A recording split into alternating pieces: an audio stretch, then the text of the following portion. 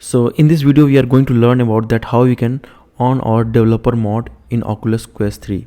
Basically when you on the developer mode, so you are able to play your Unity application, as well as you can start your link, as well as you can just install application from the side quest. So first thing that you should have one Facebook ID. If you don't have, so you can use your email ID.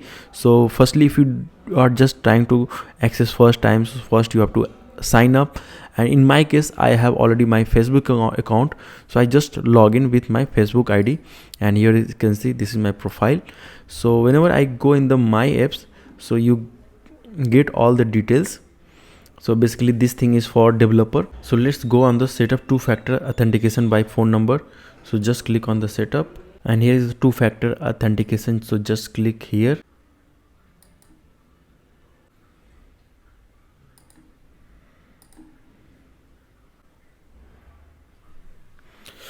So I've just entered my phone number, and let's see, I just get the number. Let's enter here.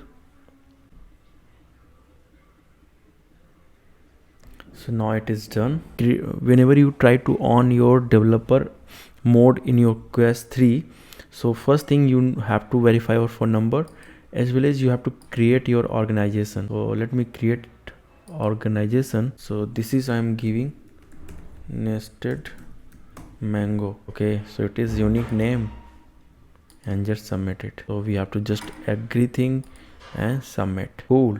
So now you can see we can create our application here. So what we have to do is that first step is to just log in on the developer account of Meta, and there you have to just verify your phone number, as well as you have to create your one organization. After that, this device have to connect with Meta Quest application in the phone. So I'm just going to connect, and let me show you that how you can on the developer mode. What we have to do is just we have to go in Meta application, and in Meta application you have to check that you are already connected or not.